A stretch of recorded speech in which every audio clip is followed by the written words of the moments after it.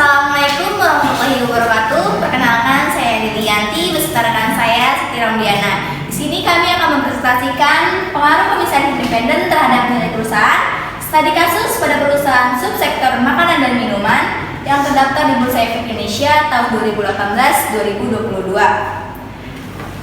Ada pendahuluan, sebuah perusahaan manufaktur harus memiliki tujuan yang jelas. Maka dari itu, setiap perusahaan manufaktur harus berupaya meningkatkan nilai perusahaan dengan mencapai keuntungan yang stabil dari waktu ke waktu, mencegah kerugian. Dalam mencapai tujuan tersebut, perusahaan harus memastikan kecukupan sumber daya keuangan untuk memaksimalkan nilai perusahaan. Pengaruh komisaris independen pada nilai perusahaan adalah topik yang mendalam dalam tata kelola perusahaan. Dalam lingkungan korporat, kehadiran dan peran komisaris independen telah menjadi pembahasan relevan karena dapat mempengaruhi kinerja perusahaan dan pandangan pasar terhadap nilai perusahaan.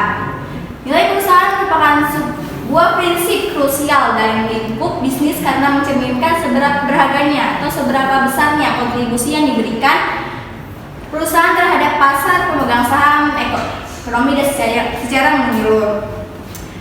Ada pembahasan. Yang pertama, pembahasan peran komisaris independen. Yang kedua, ada nilai perusahaan. Selanjutnya, rumusan masalah. Bagaimana dampak kinerja kurang yang memuaskan dari subsektor makanan dan minuman terhadap penurunan pendapatan perusahaan?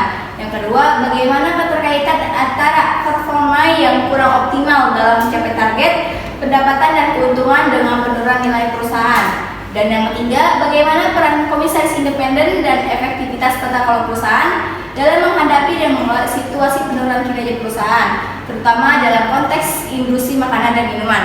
Baik, selanjutnya akan dijelaskan oleh rekan saya Siti Ramdiana. Adapun tujuannya yang pertama, untuk mengetahui dampak kinerja subsektor makanan dan minuman terhadap pendapatan perusahaan. Yang kedua, untuk mengetahui keterkaitan performa bisnis dengan penurunan nilai perusahaan. Yang ketiga, untuk mengetahui peran komisaris independen dan tata kelola perusahaan.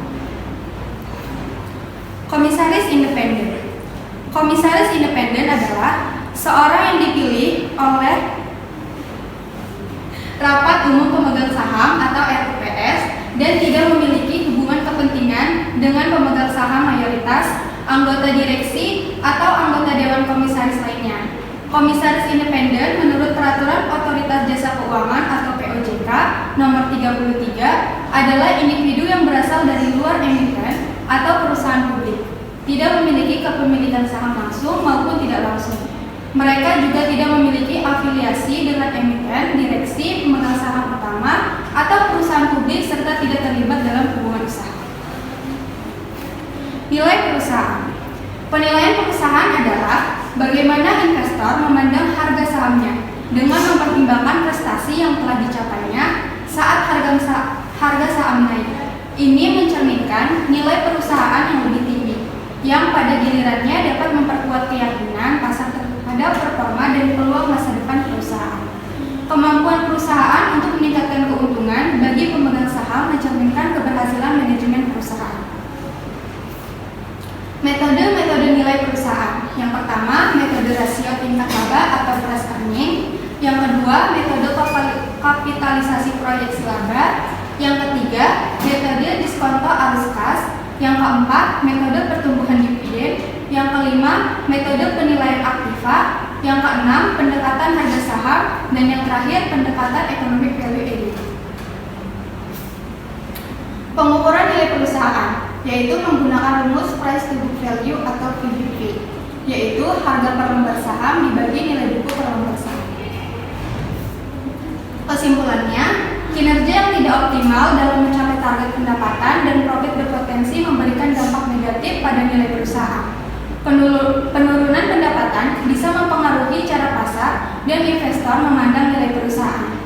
Peran komisaris independen sangat penting dalam mengelola situasi ketika kinerja perusahaan menurun, terutama dalam industri makanan dan minuman. Efektivitas tata kelola perusahaan termasuk peran komisaris independen menjadi faktor kunci dalam menghadapi dan mengelola kondisi tersebut. Sekian presentasi dari kami. Wassalamualaikum.